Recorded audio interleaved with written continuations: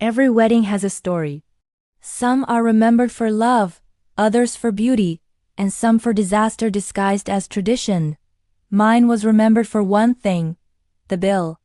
A $60,000 masterpiece of deceit, signed under my name, celebrating not just my marriage, but my sister's anniversary. It started as excitement, the kind that blinds you to the warning signs. The air in my parents' house was thick with wedding plans. My mother's voice filled every room, commanding florists, decorators, and caterers like a general before battle.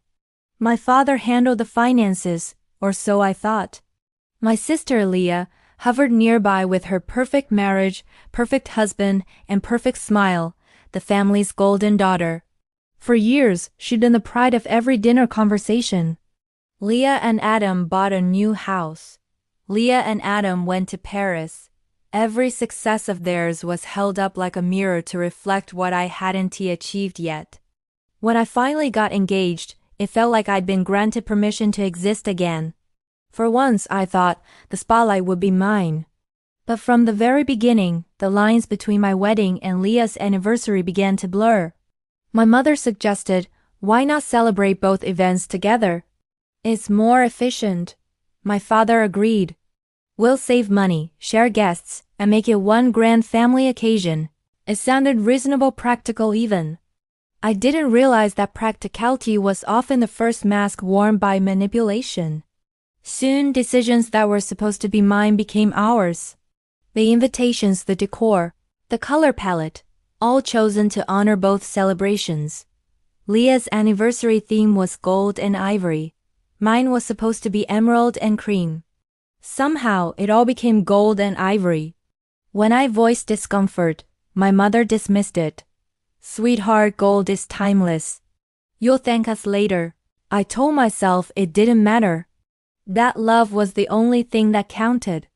I told myself to pick my battles, that family harmony was worth compromise.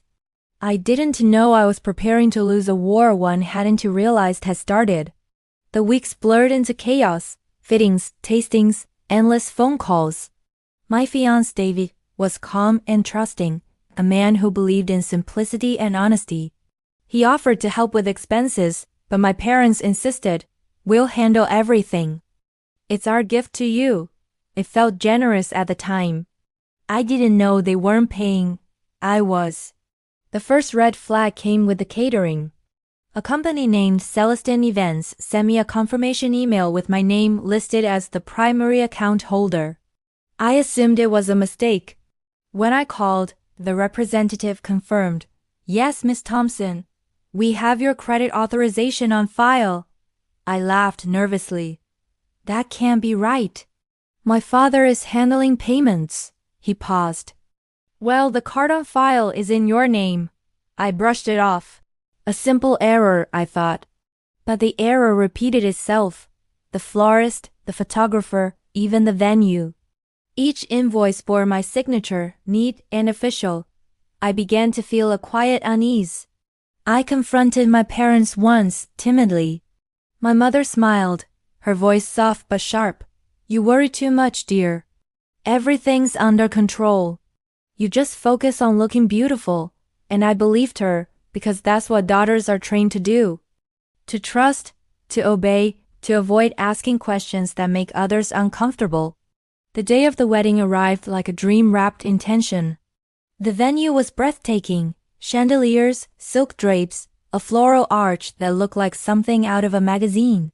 But as I walked down the aisle, something inside me twisted. The guests weren't cheering for me. Half the crowd was there for Leah and Adam. Their anniversary slideshow played before the ceremony. Their song filled the air. Their names were printed alongside mine on the banners. It was supposed to be my beginning. Instead, it felt like I was a guest at someone else's celebration. After the ceremony, I tried to ignore the gnawing discomfort. I smiled through photographs, through toasts that blurred our identities. My father's speech ended with, "To my beautiful daughters, both celebrating love today." The applause was thunderous. I felt invisible. But the true betrayal didn't arrive until 3 weeks later. It was a Tuesday morning when I received the call. The bank's fraud department. They asked to confirm a recent transaction, $63,000 to Celestine Events, processed under my name. My heart stopped. I told them it was impossible. I hadn't authorized any payments. The representative replied calmly, "The charges are linked to your wedding account, Ms. Thompson, signed electronically by you." I asked for a copy of the authorization form. When it arrived, my breath caught. The signature was mine, or rather, a perfect imitation of it. Someone had forged my name. Within hours, more invoices appeared in my inbox, catering, photography, decorations, all billed to me. Each one approved with the same forged signature. My parents hadn't paid a cent. They had used my name, my credit, my identity to fund the entire event, both my wedding and my sister's anniversary. And when I called to confront them, my mother's voice was icy calm. "It's family money," she said. "You'll have the same benefits one day. Don't be so dramatic." But benefits aren't the same as betrayal. By the end of the day, I sat surrounded by paper bills, receipts, and the echo of laughter from a wedding that wasn't truly mine. David was furious, though he tried to hide it. The financial strain hit us immediately. Savings meant for our home evaporated in the shadow of that debt. And as I stared at the gold and ivory photo album my mother had proudly mailed me, the one with Leah and Adam on the cover beside me and David, I realized something cruel. They hadn't just used my name. They'd erased my story. But families built on manipulation don't expect resistance. They expect silence. And silence, I decided, was the first thing I stopped giving them. Because if they wanted to play games with my name, they were about to learn what it meant when I used it for myself. That doesn't always come in numbers. Sometimes it comes wrapped in trust, invisible, untraceable, until the moment it starts collecting interest on your sanity. After the bank's call, everything inside me shifted. The air around me, once heavy with guilt and confusion, became sharp and deliberate. I stopped crying. I stopped calling. I started collecting. The first thing I did was pull my credit report. It was like opening a coffin. There were over a dozen accounts I didn't recognize: temporary event loans, vendor authorizations, short-term credit extensions. Each one tied to my name, each one traced back to the wedding. $63,000. The exact amount my parents had boasted about saving by combining celebrations. My name wasn't just on one invoice. It was on all of them. Somewhere between my mother's insistence on gold-trimmed invitations and my father's casual, "We'll all handle it," they had created a financial web, and I was its center. They had used my social security number, my digital signature, even my wedding registry details to establish accounts. The justification? "You're the bride, all the bookings should be under your name." But behind that logic was the truth. They had used my wedding as a cover to fund Leah's anniversary spectacle. The evidence was there.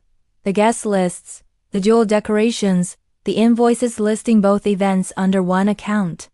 But what stunned me most was how confident they'd been that I'd never notice, that I'd never question family. That night, I sat in our apartment, surrounded by boxes, my wedding gifts, unopened, symbols of a life already sinking in debt. David was pacing, furious but trying to contain it. The weight of what had happened was heavier than money. It was betrayal wearing the mask of love. My mother's words echoed in my mind. "Is family money?" No, it was my money, my name, my credit, my future, and they had buried it under their luxury. The next morning, I began unraveling the timeline. I went through emails, receipts, authorization forms. Every vendor told the same story. My parents had introduced themselves as acting on behalf of the bride.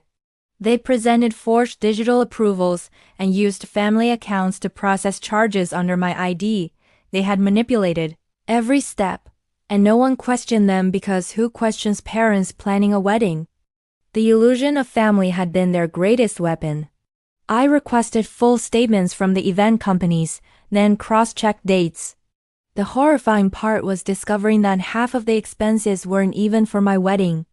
The second-day celebration they added was exclusively for Leah's anniversary, complete with a custom cake, a professional slideshow, and a private dinner for 50 guests. I hadn't been invited. To my own bill. Every charge screamed audacity, from the $7,500 anniversary video montage to the $3,800 Leah and Adam centerpiece collection. Every dollar a monument to entitlement.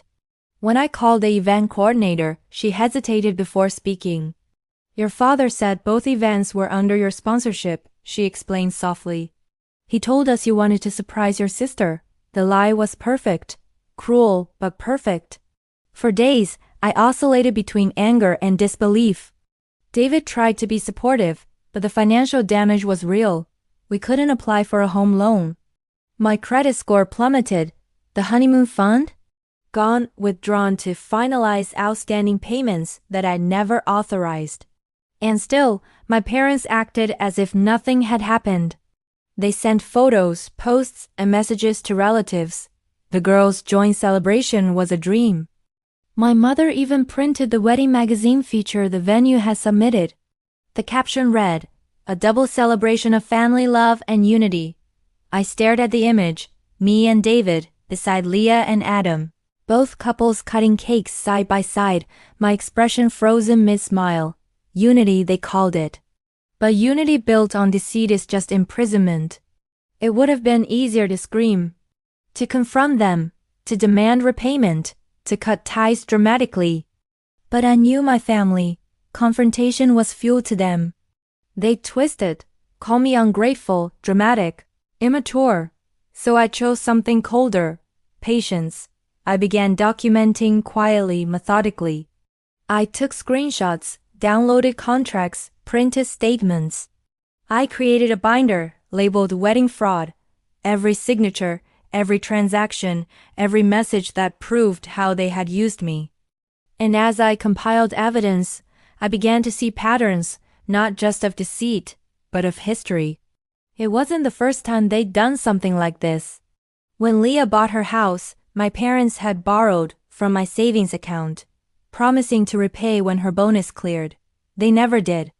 When my car was damaged, they convinced me to claim insurance under their policy, then pocketed the reimbursement. Every favor had been a transaction I hadn't known I was paying for. I wasn't their daughter anymore. I was their funding source. But what they didn't realize was that I had learned from them. If they could manipulate family systems so flawlessly, so could I, except my goal wasn't greed, it was justice. I started small. I contacted the vendors and quietly disputed the charges. When they saw the forged authorizations, most froze the accounts pending investigation. The event company launched an internal review. The bank flagged the transactions for fraud verification. Slowly the narrative began shifting. Then came the first letter, a formal notification sent to my parents, informing them that multiple charges under my name were being investigated for identity misuse. They called me instantly. My mother's voice was sharp with indignation. "How could you do this to your family?" I didn't answer. I didn't need to. Because, while they were panicking, I was already 2 steps ahead. Leah and Adam's mortgage had been co-signed by my father, and now that his finances were under scrutiny, every one of their accounts would be reviewed. Their financial house of cards was about to collapse. And I hadn't even said a word yet. It wasn't revenge, not yet. It was balance. For years, I had believed that silence kept families whole. That forgiving small betrayals was maturity. But now I understood. Silence was the glue that kept corruption intact. The debt they buried under my name was no longer just a number, it was proof. Proof that love without respect is just manipulation. And proof, unlike love, can't be denied. By the end of that week, the first account froze. Then another. Then another. The web was unraveling, the same web they'd built to trap me. But I wasn't naive. I knew the storm was coming, because people like my parents don't crumble quietly. They fight, they twist, they deflect. They had spent years building an image of perfection, and now their daughter was about to show the world the invoice behind it. The next move would determine everything. And I already knew exactly what it would be. Some families live for appearances. They polish their reputation like silverware, shining, spotless, hollow. My parents had mastered that art long before I was born. Every smile, every family photo, every proud parent post was crafted not to reflect truth, but control. And now that carefully curated image was beginning to crack. After the investigation letters arrived, the phone calls started, not from vendors or banks, but from relatives. Whispered questions, disguised concern. We heard there was some misunderstanding with the wedding payments. Your mom seems so stressed lately. Is everything okay, dear? The irony burned. For years, I had been told not to embarrass the family. Now, their own lies were doing it for me. The first real confrontation came during Sunday dinner, a performance they insisted on hosting at my parents' house, the same home where I had spent my childhood apologizing for things I didn't do. They called it a family discussion. I called it an ambush. When David and I arrived, the table was already set, perfectly as always. The golden plates, the folded napkins, the floral centerpiece from Leah's anniversary, now wilted but still displayed as a symbol of their triumph. My father sat at the head of the table, silent, his jaw locked. My mother stood beside him, her arms folded like a judge preparing to deliver a sentence. Leah and Adam were there too, whispering behind their wine glasses. I didn't sit. I simply laid the binder, my binder, on the table. Wedding fraud. My mother's expression didn't change, but her eyes flickered. So this is how you treat us after all we've done for you. All they had done. It echoed in my mind like poison disguised as praise. I didn't answer. I didn't need to. Because now, for the first time, they were the ones scrambling for control. They tried to rewrite the story, to cast themselves as victims. My father claimed it was a miscommunication. My mother called it a family arrangement. Leah, ever the golden child, leaned forward and said softly, "You're overreacting. You've always been sensitive." Sensitive. The same word they used every time they betrayed me. But this time, I wasn't breaking. I listened as they built excuses, one lie stacked atop another, until the table was drowning in words that meant nothing. Then, calmly, I opened the binder to the first page, the contract with Celestine Events, the one bearing my forged signature. Their silence was sudden, thick. I turned another page, the catering invoice, the florist agreement, the duplicate charges for Leah's anniversary banquet, page after page of evidence. The illusion of control evaporated. My father's face turned pale. My mother reached for the papers, but I pulled them back. She wasn't taking this away, not again. I explained slowly how every account had been flagged, every transaction traced, how the vendors had confirmed their involvement, how the fraud department had already begun proceedings. Leah's composure cracked first. "You can't do this," she hissed. "You'll ruin us." Ruin. That was her fear. Not guilt. Not shame. Just ruin. The loss of appearance. And that's when I realized something cruel but liberating. They didn't care that they'd stolen from me. They cared that they'd been caught. My father tried to threaten. My mother tried to guilt. Leah tried to plead. But I'd already seen behind every mask. I left that night without raising my voice once. Because I didn't need to. The investigation was already louder than anything I could say. The following week, the whispers grew. Vendors began canceling contracts with my parents. Event planning circle. The church board quietly removed my father from his financial advisory position. Leah's social media went private. Adam's company withdrew sponsorship for their family-owned business. Their golden image was tarnishing fast. But I wasn't celebrating, not yet. Because I knew my parents too well, they wouldn't admit defeat. They'd retaliate in the only way they knew, through reputation. And sure enough, the smear campaign began. Relatives received calls, stories about how I was unstable, how marriage had changed me, how David had influenced me to turn against them. My mother told anyone who would listen that I was twisting the truth to get attention. They weaponized gossip the way some people use knives, quiet, clean, efficient. But what they didn't understand was that I'd anticipated this. Before the confrontation, I had reached out to a lawyer, not to sue but to protect. Every call, every threat, every manipulation was documented. Every slanderous message preserved. If they wanted a public war, I was ready. But I wasn't going to fight it in their arena, not through shouting, not through emotion. I would let their own words destroy them. Because the truth, once documented, doesn't need to scream. It just needs to exist long enough to be seen. Then something unexpected happened. A local paper, one that had covered my beautiful joint celebration months earlier, reached out. Their reporter had caught wind of the investigation. They wanted to know if I'd comment. I hesitated. For years, I've been told that privacy was dignity, that silence was grace. But what has silence ever earned me except debt and humiliation? So I agreed, not for revenge, but for record. The article was titled, "Bride Left with $63,000 Debt After Parents Combine Events Without Consent." It didn't sensationalize. It simply stated the facts, the forged signatures, the unauthorized charges, the investigation. It quoted a single line from me: "Family loyalty should never mean financial slavery." The piece went viral overnight. Not because of shock, but because it was so painfully relatable. Thousands of readers shared it, women and men alike, people who'd been manipulated in the name of family, guilt-tripped into sacrifices they never agreed to. The story wasn't just mine anymore. It was everyone's.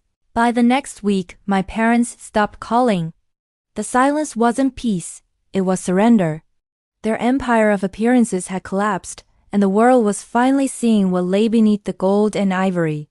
But victory, I learned, isn't the end of betrayal, it's just the beginning of clarity. And clarity brings consequences.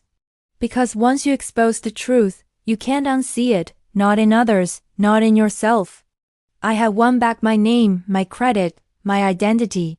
But what I lost was something deeper, the illusion that family love is unconditional.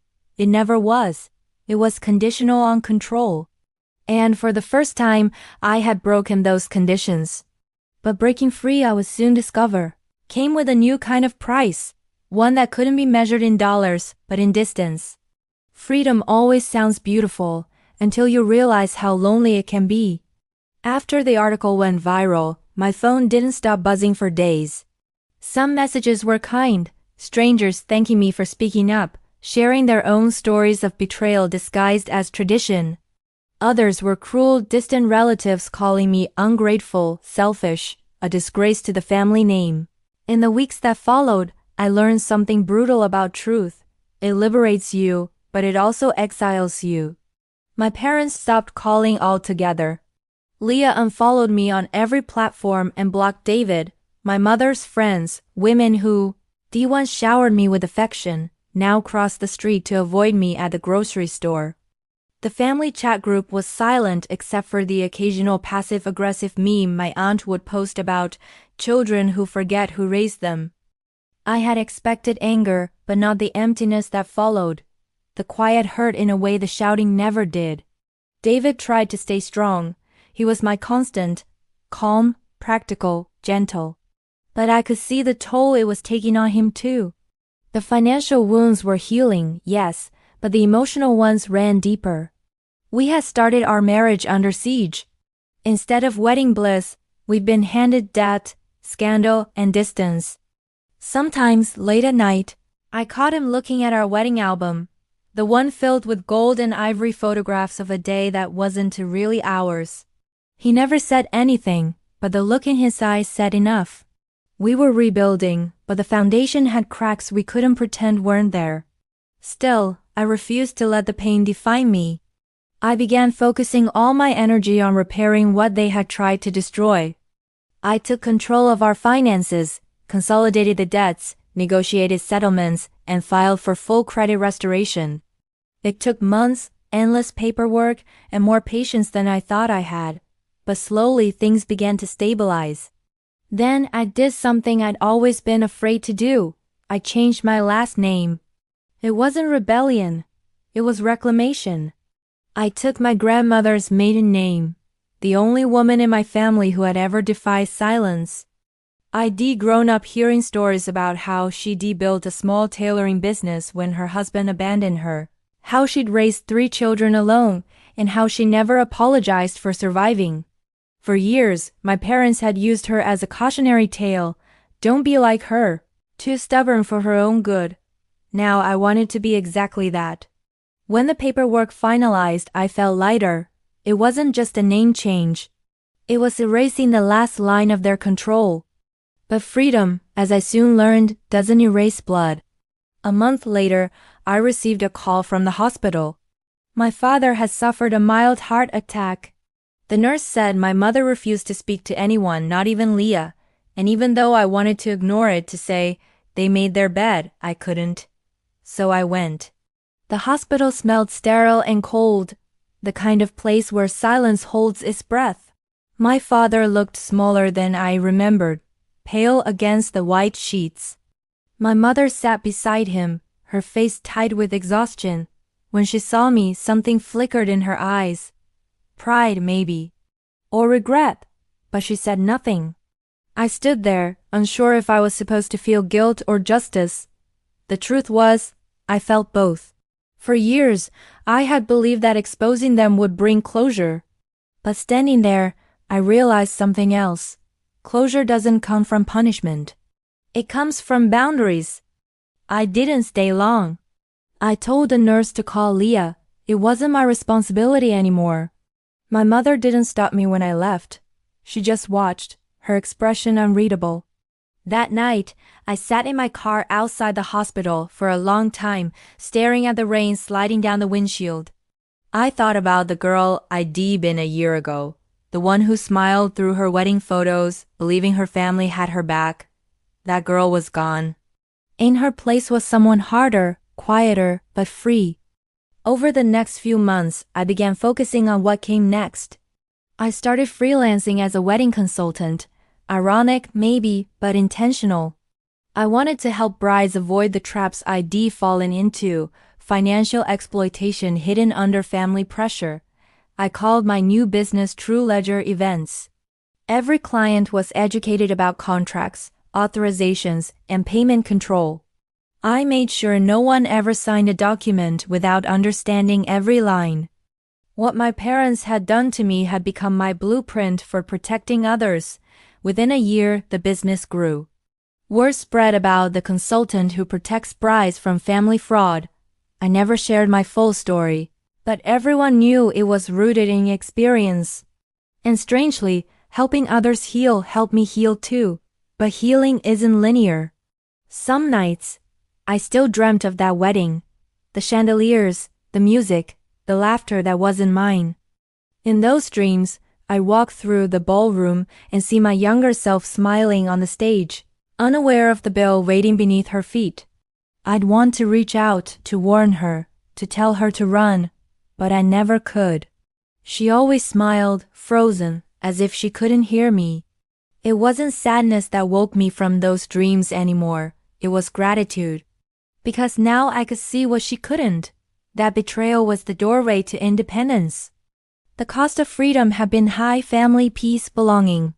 But what I gained was something no one could forge or steal again: self-ownership. Still, a part of me wondered if they ever regretted it. If my mother ever looked at the empty dining table where we used to sit and realized what her control had cost her. That question lingered for months, unanswered, uncomfortable, constant, until one morning a letter arrived. No return address. Just my name, written in my mother's handwriting.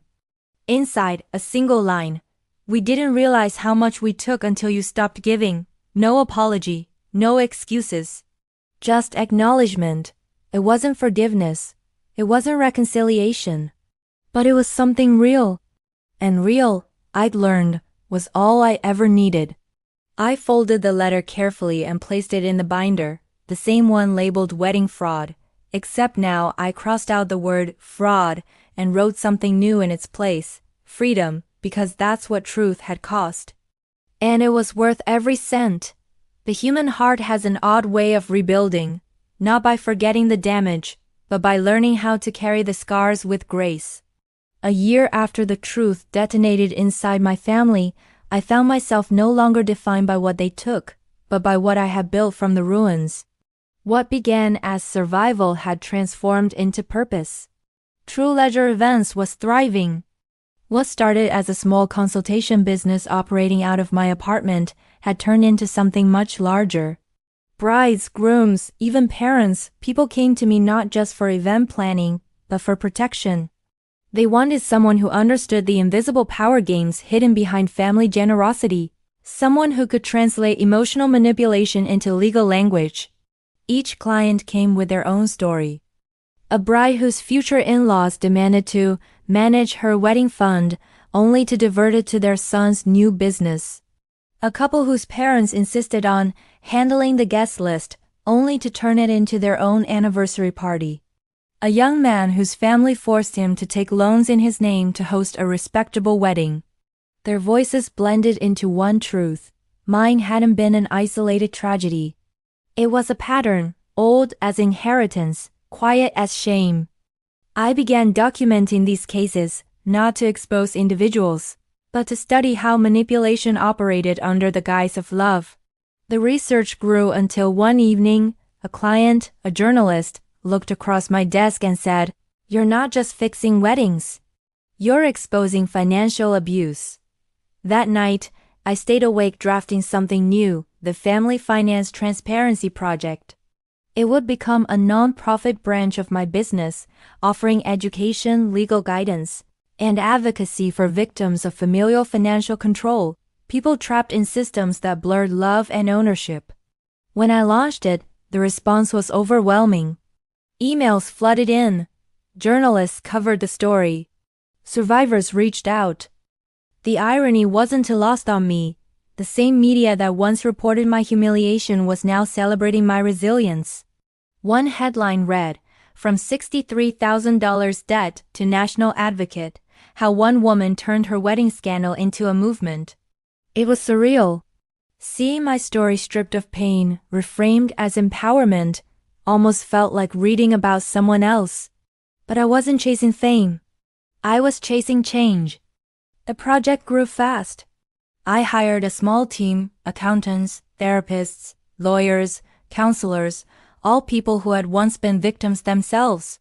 We worked with banks to implement clearer consent forms for joint event financing. We created templates for young couples to protect themselves from unauthorized family charges. And gradually, something beautiful happened. People stopped whispering about my scandal. They started quoting it. It became case study material, part of financial literacy seminars, family law discussions, even sociology papers. My story, the one my parents had wanted to bury, had become evidence that couldn't be erased, but with success came visibility. And with visibility came them. The first time I saw my parents again was at a charity gala nearly 2 years after the scandal. The irony was bitter. My foundation had been invited to speak about ethical family finance. I hadn't known they'd be there until I walked into the hall. They looked smaller somehow, not physically but spiritually. The same people who once commanded attention now hovered quietly at the back, smiles stretched too tight. Our eyes met briefly across the room. My mother looked away first. My father nodded once, as if acknowledging the inevitable. Leah wasn't with them. Word had spread that her marriage was crumbling, years of curated perfection finally buckling under the weight of pride. When I took the stage to speak, I didn't mention them. I didn't need to. The truth hung in the room like perfume, faint, undeniable. I told the audience that financial abuse doesn't always come from strangers. Sometimes, it wears familiar faces and speaks in affectionate tones. I explained that control disguised as family management was still control. That sacrifice demanded without consent is just another form of theft. The applause afterward wasn't loud, it was heavy. The kind that carried understanding, not noise. When the event ended, my mother approached me. Her voice was tentative, small. "You've done well for yourself." It wasn't quite pride nor apology. It was something in between, the first honest sentence I'd ever heard her say. I smiled. Gently but firmly. "Yes, I have." She looked as if she wanted to say more but couldn't. For the first time, I didn't fill the silence for her. I let it stand. Because silence, when you've earned it, can be power too. After that night, something in me finally settled. I realized I didn't need their apology anymore. I didn't even need their approval. The absence of both had made me strong enough to build an empire from their ashes. Weeks later, I received a letter from Leah, the first communication in years. Her marriage had ended. Her tone was fragile, remorseful. She wrote, "I used to think Mom and Dad's control made us special. Now I see it only made us obedient. I'm sorry for not standing with you when it mattered. I didn't know how to respond. Forgiveness is never simple." But I wrote back anyway, not for her, but for myself. You don't need to apologize for being raised to obey. Just promise you'll never let anyone make you small again. That was the last time we spoke directly, but I knew she was healing in her own way. Meanwhile, True Ledger and the Transparency Project merged into something larger, a nationwide awareness campaign. We called it My Name, My Credit. The slogan became a rallying cry for independence. We printed it on brochures, posters, even billboards. Soon, financial institutions began integrating our educational materials into their customer resources. It felt surreal to think that the same forged signature that once destroyed me had now rewritten national policy. But the biggest shift came not from the world. It came from within me. For the first time in years, I could look at my wedding photos without flinching. The gold and ivory that once represented betrayal now looked like a reminder of where strength had begun. David and I renewed our vows privately one evening on our anniversary. No guests, no parents, no spectacle. Just us, two people who had learned that love doesn't need witnesses to be real. He said afterward, "You turned their scam into a movement. You didn't just survive them, you outgrew them." And he was right. The world now saw me as the woman who fought her family and won. But I knew the deeper truth. I hadn't fought them for revenge. I fought them to reclaim the one thing they tried to own, my identity. The scandal that once defined me was now my foundation. The debt they buried me under had become the soil where I planted my strength. They used my name to pay for their celebration. I used it to build my legacy, and in that quiet symmetry, I found peace. The louder the truth grows, the more enemies it makes. By the third year of the Family Finance Transparency Project, our campaign, My Name, My Credit, had become a national conversation. Banks were revising authorization policies. Media outlets were running specials about family-based financial exploitation. I was invited to speak on panels, podcasts, and conferences where my name, once synonymous with scandal, was now associated with reform. But with recognition came resistance. The first wave was subtle, quiet emails from concerned groups, warning that my work was damaging the sanctity of family values. The second wave was louder, think pieces claiming I was commercializing resentment, turning private dysfunction into public currency. And then came the third wave, the lawsuits. 3 high-profile families accused my foundation of defamation after our campaign highlighted anonymous case studies suspiciously similar to theirs. It was ironic. These were the same kinds of families that had inspired the project in the first place, wealthy, respected, manipulative behind closed doors. They weren't just suing for money, they were suing for silence. At first, the stress was unbearable. My inbox filled with legal documents, threats, and veiled warnings. News outlets that had once championed my story began hesitating to feature us. donors grew cautious. The word controversial began attaching itself to my name again. I recognized the pattern instantly, the same tactic my parents had once used. Discredit the woman, question her motives, make her emotions the story, not her evidence. But this time, I wasn't the same woman they could gaslight into retreat. I gathered my team, lawyers, advocates, survivors who had walked through fire like me, and we began fighting back. We didn't respond with outrage. We responded with records. Every case file we had referenced was anonymized, verified, and cross-documented. Every testimonial came with signed releases. Every figure was traceable to real transactions. Truth, once again, was my weapon, and this time it was bulletproof. As the cases proceeded, something unexpected happened. Survivors began publicly sharing their stories in solidarity. Dozens of them came forward saying, "That was my story. She didn't defame me, she defended me." Social media filled with posts under a new hashtag, #MyNameMyRight. The movement that was meant to be silenced became louder than ever. Within months, the lawsuits began collapsing under scrutiny. One by one, the plaintiffs withdrew, realizing the publicity was doing more damage to their pristine images than my advocacy ever could. And yet, as the noise outside faded, another kind of noise grew inside me, quiet doubts, familiar insecurities. Success, I realized, doesn't erase trauma. It only amplifies the parts you haven't healed. Late at night, after media appearances and meetings, I'd find myself wondering, was I still running from something? Was this empire ID built just another way of trying to prove my worth to the people who once denied it?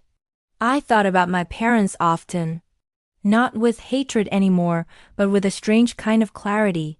Their obsession with image had been their legacy. Had I inherited it? Was I just building a righteous version of their perfectionism? The thought haunted me until one morning something shifted. I received an email from a young woman named Sophia. She was 19, from a small town, and her parents had taken out a loan in her name to finance her brother's wedding. When she confronted them, they threw her out of the house. She had nothing, no savings, no documents, no support. Her email ended with one line, "I saw your interview last year. I know now I'm not crazy. Thank you." I stared at that sentence for a long time. That was it. The reason. The purpose. The antidote to every ghost of doubt. I wasn't chasing validation anymore. I was creating proof that the cycle could be broken. I invited Sophia to join the foundation. She became our youngest team member. Bright, determined, raw. Watching her speak to new clients reminded me of my younger self, fragile yet fierce in her awakening. The next year, we launched a mentorship initiative for young adults recovering from familial financial abuse. We called it Legacy Without Leverage because family legacy should never mean financial control. We trained hundreds of participants on how to establish independent credit, manage joint accounts safely, and recognize manipulation disguised as generosity. It wasn't just reform, it was revolution. And with each success story, I felt the past loosen its grip a little more. Then, one day, an unexpected letter arrived, not from lawyers or journalists this time, but from my father. He had been diagnosed with early-stage dementia. My mother, aging faster than she admitted, was struggling to care for him. He wrote not to ask for help, but to confess. "You were right," he wrote. "We raised you to value image over integrity. We used your trust because we thought you'd never question us. But every time I see your name now, I realize we didn't just take from you, we tried to erase you. And yet you became more than all of us. I hope before I forget everything that you know this, you were never the disappointment. We were." I read the letter twice, my hands trembling. For the first time, I didn't feel anger. I felt peace, the kind that doesn't come from revenge or victory, but understanding. I didn't respond. Some apologies don't need acknowledgement. Some truths are enough just being spoken. When I told David about it, he simply said, "You broke the pattern." That's what matters. And maybe that was my real legacy, not the movement, not the reform, not the recognition, but the breaking of a generational curse. The girl who was once forced to pay for her family's celebration had become the woman who taught others how to pay only for what they chose to own. That night, I stood by the window of our office, looking out at the city skyline. The world felt both infinite and intimate, full of stories still waiting to be freed. The reflection staring back at me wasn't the girl from the gold and ivory wedding photos anymore. She was older, steadier, wiser. A woman who had turned every invoice of betrayal into a blueprint for empowerment. The name they once used to drain my future was now the name printed on legislation, campaigns, and scholarships for survivors. They had tried to make me pay for their dream. Instead, I made them a lesson. And in that moment, quiet, illuminated by the city lights, I finally understood the full circle of it all. You can inherit blood, but you choose legacy. And mine would never again be built on silence. Success, when it threatens power, always comes with a price. By the time that my credit campaign had reached its 5th year, it had outgrown me. It wasn't just my story anymore, it was a movement. Lawmakers were referencing it in debates. Universities were teaching it in finance and psychology courses. Families were changing the way they handle money, inheritance, and trust. But power, the kind that hides behind respectability, doesn't die quietly. The backlash began softly, like wind before a storm. First came the media spin. Articles began to surface questioning the motives behind the campaign. Anonymous sources suggested that our foundation was profit-driven. Commentators sneered that I was capitalizing on family dysfunction. It wasn't investigative journalism. It was character assassination disguised as curiosity. Then came the political whispers. At a conference in Chicago, I overheard 2 delegates muttering about how our policies complicated family finance structures for certain donors. That was the moment I realized the truth. Our work didn't just challenge social norms, it threatened industries. Banks that profited from joint accounts. Credit agencies that overlooked spousal misuse. Legal firms that made fortunes off drawn-out family disputes. We were cutting into systems that thrived on dependency, and those systems were starting to fight back. Within months, several major donors quietly pulled out. Our social media pages were flooded with troll campaigns, accusing us of anti-family propaganda. Old photos of me, my wedding, my parents resurfaced online, twisted into false narratives. The irony was painful. The same image they once used to humiliate me was now being recycled to discredit what I built. It was as if history was looping, but this time, I refused to play the same part. My board grew nervous. My legal team warned me to stay quiet. The less attention you draw, the safer the foundation will be, they said. But silence, I knew, was exactly what they wanted, so I did the opposite. I went public. I gave interviews, wrote op-eds, appeared on panels. I didn't defend myself. I clarified the mission. Our work isn't against family, I said during a televised debate. It's against financial abuse hidden within it. Real family isn't control, it's consent. The clip went viral overnight. Not because it was dramatic, but because it was undeniable. The world was ready to talk about what generations had been taught to hide. But with visibility came danger. One evening, after a keynote event in Washington, my car was followed. I didn't panic. I documented. License plate, timestamp, location. I'd learned long ago that fear fades when you turn it into evidence. The police later confirmed it belonged to a private security firm hired by one of the families still under investigation. That was when I realized this wasn't just about reputation anymore. It was about power and money. I hired security, encrypted our communications, and fortified the foundation's data servers. The same precision my parents once used to forge my name, I now use to protect hundreds of others. But even as the storm raged outside, something else was shifting inside me. I wasn't scared anymore. I was angry, not with bitterness, but with purpose. Because every time they tried to discredit me, more people came forward. Every smear campaign brought new survivors. Every threat reminded the public why this movement mattered. The backlash, unintentionally, had become our best advertisement. Soon, stories began appearing from within the elite circles that once mocked me, daughters of CEOs, sons of politicians, wives of wealthy men, all telling the same story, how money had been used to buy obedience. And the more they spoke, the less I had to. One night, at a televised roundtable, a senator challenged me directly. He leaned forward, voice sharp, eyes narrowed. "Aren't you afraid," he asked, "that by encouraging rebellion against traditional family structures, you're destroying the moral foundation of society?" The audience waited. Cameras focused. The room was thick with tension. I looked at him steadily and said, "If morality requires silence while people are exploited by the ones they trust most, then maybe it's not morality that needs saving, maybe it's us." The room erupted. Not with applause, but with realization.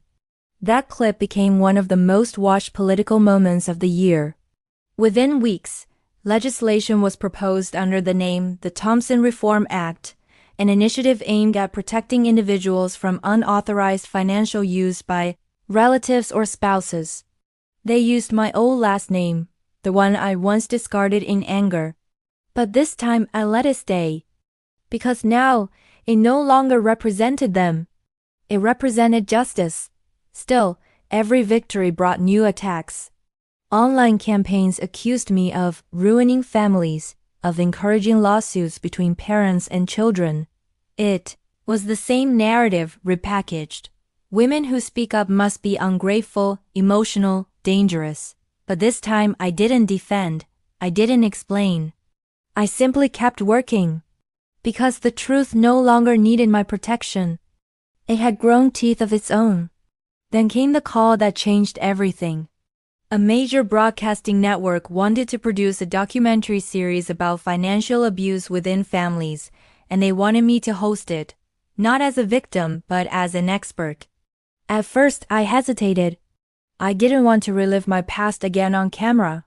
But the producer's words lingered. "If you don't tell the story, someone else will, and they'll tell it wrong." So I agreed. The series, signed in my name, premieres 6 months later. It opened with a shot of my old wedding photo, the gold and ivory decor, the picture-perfect smiles. The narrator's voice said, "She thought it was her wedding. It was their celebration and her debt." It was cinematic, haunting, real. Episode by episode, we told the stories of people who'd been trapped by trust. Sons, daughters, spouses, all betrayed by those closest to them. We didn't dramatize. We documented. The show became a phenomenon. Within weeks, it topped streaming charts across multiple countries. For the first time, people were discussing not just financial independence, but emotional consent, the right to have ownership over one's own life. And yet, amid the acclaim, I felt a quiet sadness, because fame, even noble fame, is lonely. I had everything I once dreamed of: recognition, influence, impact. And yet there was a hollow space where family used to be. My mother had reached out a few times, short messages, hesitant and polite. We saw the show. It was powerful. I never knew what to say back. Forgiveness is easy to say, impossible to feel. But one evening, after a long day of filming, I opened her message again. Just 4 words this time. "We're proud of you. No manipulation. No guilt. Just that." It wasn't redemption, but it was something close to peace. As the documentary's final episode aired, the camera followed me standing in front of a courthouse where the new financial protection laws had just been signed. The narrator's voice said, "Once, her name was used to pay for someone else's dream. Now, her name protects millions from the same fate." The credits rolled. My reflection appeared on the black screen, superimposed with those words.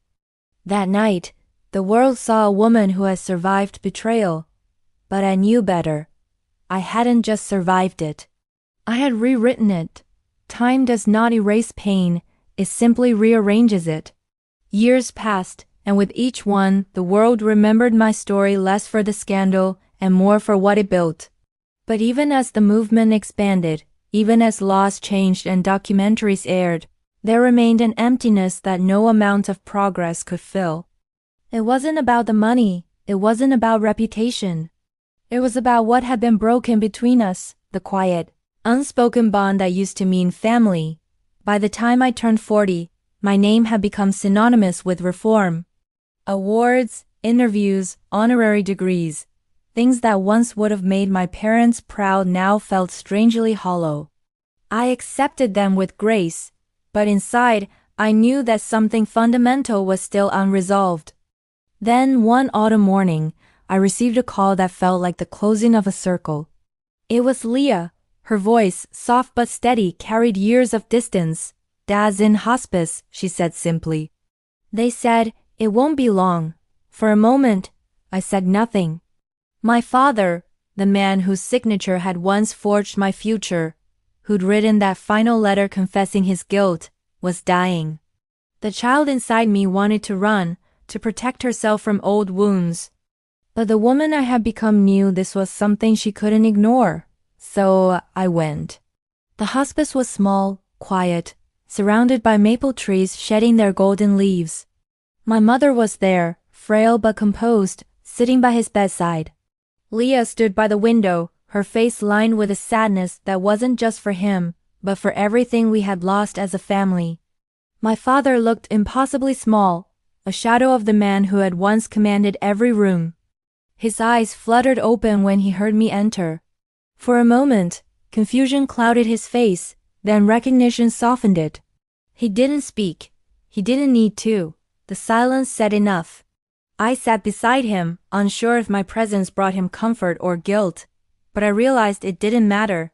This wasn't about resolution. It was about completion.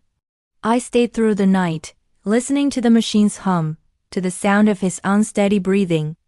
My mother dozed in a chair, her hand still clutching his.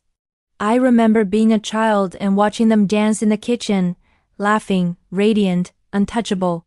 That version of them was gone, buried beneath decades of pride and performance. In the stillness of that room, I understood something I'd never been able to before. My parents hadn't been villains. They had been afraid of losing control, afraid of losing image, afraid of being ordinary.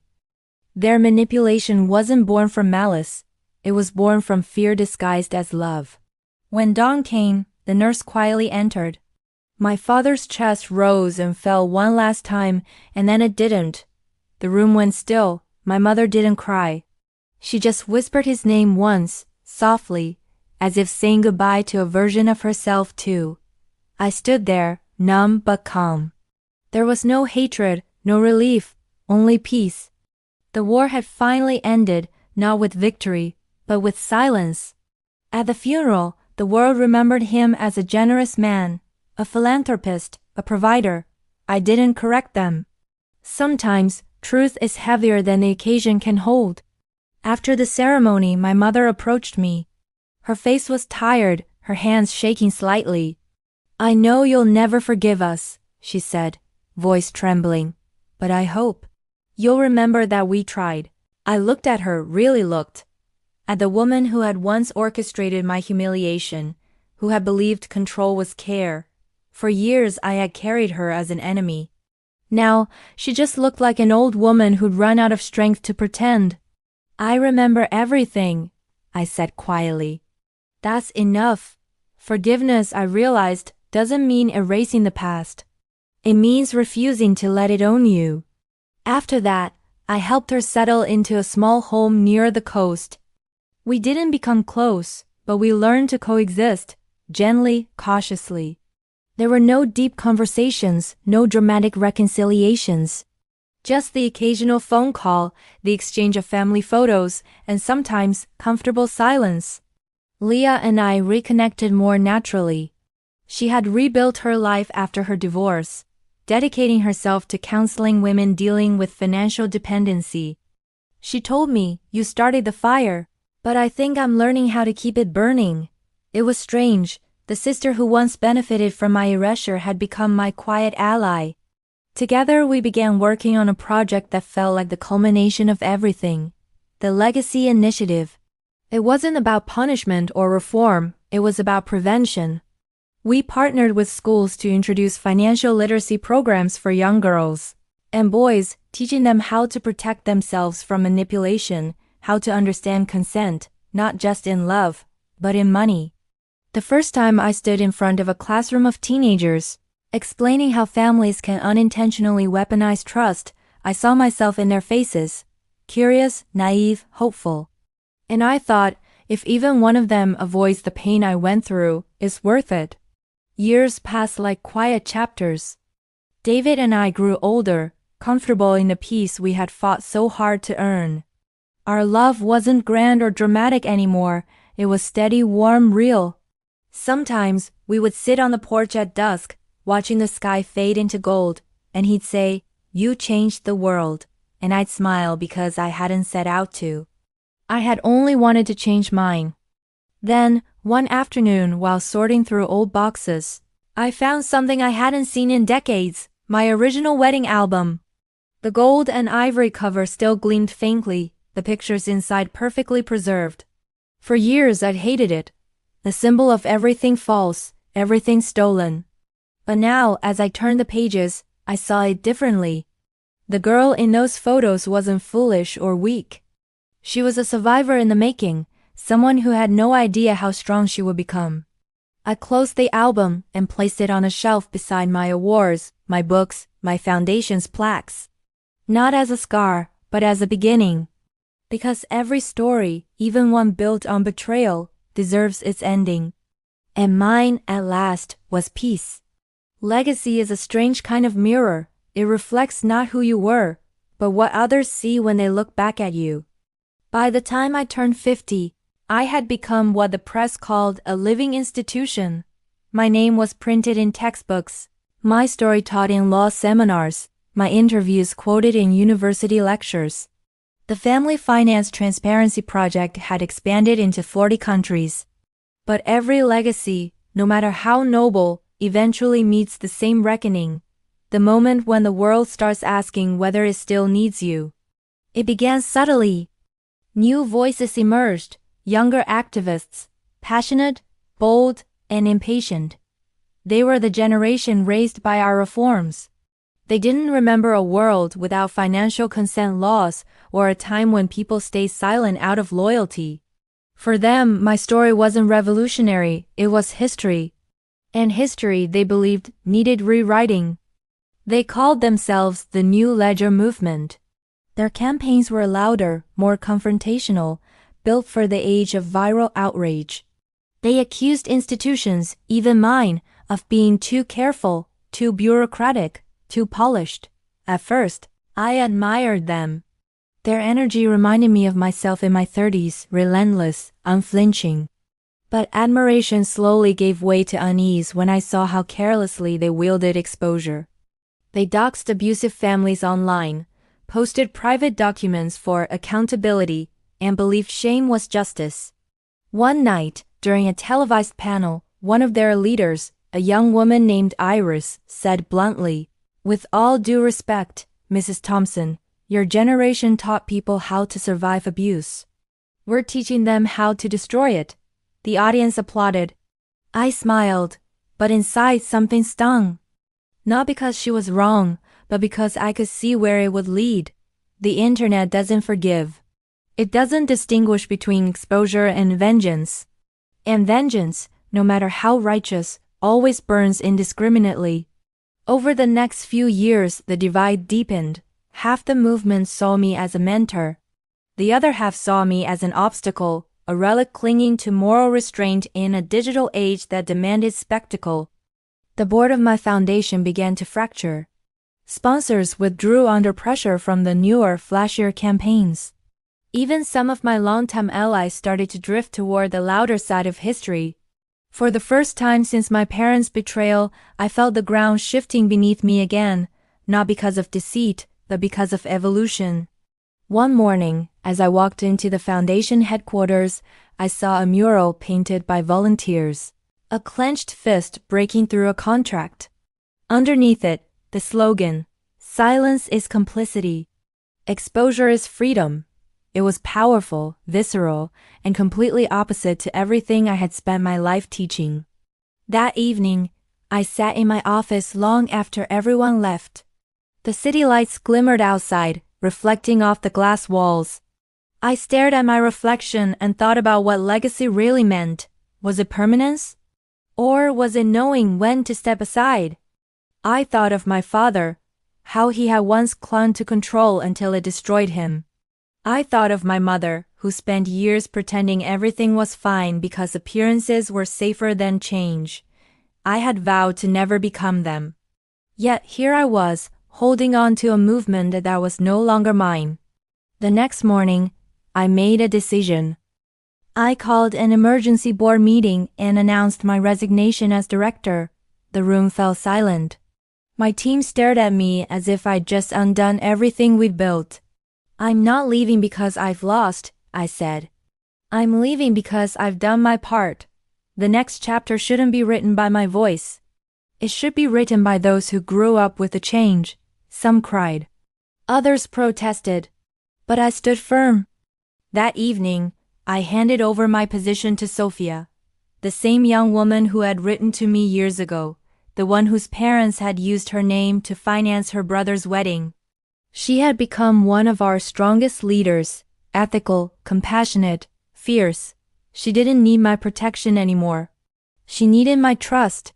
Under her leadership, the foundation evolved again, faster, bolder, more inclusive. The new generation merged technology, law, and psychology in ways we could never have imagined. They used data mapping to track generational patterns of financial abuse, predictive algorithms to identify risk cases. They weren't just fighting injustice, they were predicting it. And I, for the first time in decades, learned how to rest. David and I moved to the coast, to a small house overlooking the ocean. The air smelled of salt and thyme, and the waves became our new metronome. I started writing, not policy drafts or press statements, but stories, personal ones. The kind that remind you who you were before the world decided what you should be. The memoir took 2 years to complete. I titled it Signed in my own hand. It wasn't a tale of triumph or revenge.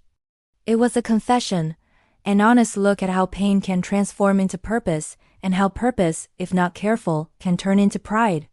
I wrote about the girl whose wedding became her debt, about the woman who turned shame into advocacy, and about the leader who learned that even justice needs humility. When it was published, I refused all interviews. I wanted the words to stand on their own.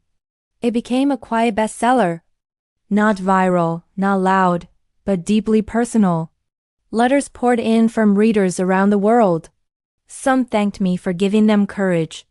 Others said they finally understood their parents' mistakes through mine, but one letter stood out above all. It came from Iris, the same young activist who had once challenged me on national television. She wrote, "You were right. Exposure can save lives, but it can also destroy them." I thought I was freeing people, but I ended up hurting someone I loved. Your book helped me understand that restraint isn't weakness, it's wisdom. Thank you for teaching me what leadership really means. I folded that letter carefully and placed it beside my father's old apology. Both letters, written decades apart, told the same story, that power, whether parental or public, is most dangerous when it forgets compassion. The movement was no longer mine, but his soul still carried my fingerprints. And that was enough. Sometimes, when the waves were calm, I would walk along the shore and think about that day long ago, the golden ivory wedding that started it all. For years, I had cursed it as the worst day of my life. But now I understood something deeper. That day hadn't destroyed me. It had revealed me. Because sometimes, it takes being written out of your own story to realize you were the author all along. Every life reaches a point where the noise fades, when ambition, anger, and even justice quiet into something softer, understanding. For me, that moment came late, on a morning painted in the color of old sunlight. The house by the coast had aged with me. Its walls held laughter, its windows faced the sea, and its silence was kind. David and I had grown old together, not with fireworks, but with a steady calm like the ocean that never left our view. He still brewed his coffee too strong. I still worked late into the night, scribbling notes, thoughts, reflections, fragments of a life built from both pain and purpose. By then, the world had changed again. My name, my credit was no longer a movement, it was a standard. The laws we fought for were taken for granted by a generation that had never known what it felt like to be owned by family obligation. Children now grow up learning about financial boundaries the way we once learned multiplication tables. Sometimes I would see the logo, my old campaign's emblem, on government brochures, on billboards, in classrooms, and it made me smile. Not because it had my name on it, but because it didn't need me anymore. That's the real measure of legacy, when what you build no longer requires your voice to exist. David passed first. It was peaceful, quiet, a morning like any other. He had been sitting in his chair by the window, watching the tide. When I found him, his expression was serene, his hands folded neatly over a book he'd been reading. I didn't cry. I held his hand and whispered a thank you, because every part of my story, every victory, every scar had been steadied by his quiet love. After that, the days grew slower. The world outside was louder, faster, younger. Sophia, now the global director of the foundation, visited often. She would sit across from me, updating me about new programs, new laws, new countries adopting the reforms. She called me the root, and I told her roots only matter because they let the next branches grow taller. Leah visited too, sometimes with her children. She had remarried, this time to a man gentle enough to rebuild what the years had fractured. We talked often, but never about the past. There was no need. We'd both made peace with it. She once told me, "Your story gave me courage to live without fear." I smiled. "And yours taught me that healing isn't linear." As the seasons turned, I spent more time by the water. The ocean had always been my confessional, endless, patient, forgiving. I would sit for hours, listening to the tide whisper against the shore, and think of how far everything had come from that one night when I discovered my parents' betrayal. It felt like a lifetime ago, and yet sometimes I could still see that version of myself, the terrified young bride, surrounded by invoices she hadn't signed, realizing her entire life had been sold under her name. I used to hate her weakness. Now I loved her for surviving it. One afternoon, a journalist from a global publication reached out. They were writing a piece called "The Women Who Rewrote Modern Ethics." They wanted to interview me, the pioneer who redefined consent and financial independence. I declined. There was nothing left to explain. I didn't want to be immortalized as a hero. I wanted to remain human, flawed, evolving, real. Instead, I wrote one final letter to be released after my passing. It wasn't to the world, but to the next generation of women who would inherit this movement. It read, "The world will tell you that control is love, that sacrifice is duty, that silence is peace. It will ask you to make yourself small for the sake of family, community, respect. Don't. Speak kindly but clearly. Forgive without surrender. Protect your name, not because it's your pride, but because it's your proof of existence. And when you rise, as I know you will, remember that power means nothing without compassion. Never build freedom on someone else's chains." I signed it simply, N.T. It was the same way my father had signed all those forged documents decades ago. The irony wasn't lost on me. The name they once used to trap me had become the signature of liberation. In my final years, I lived quietly. No speeches, no interviews, no cameras, just peace. The foundation continued to thrive, the laws expanded, and the next generation of activists, led by Sophia, found their own balance between exposure and empathy. Sometimes, they sent me updates, Photos of workshops in schools, letters from survivors who'd started their own businesses, even legislation passed in countries I'd never visited. I read them all, smiling at how the fire has spread, not in destruction, but in light. One evening, as the sun sank into the sea, I felt the years like gentle waves pulling back to shore. I sat by the window, the same way David used to, the house bathed in golden light. My hands, old and lined, rested on my lap, calm. The sound of the ocean was steady, like a heartbeat. And in that moment, I thought of every version of myself, the obedient daughter, the humiliated bride, the furious woman, the relentless advocate, and finally the quiet elder. They all existed inside me still, stitched together by forgiveness, strength, and truth. The balance was complete. Because life, I had learned, is not about erasing your past, it's about reconciling it.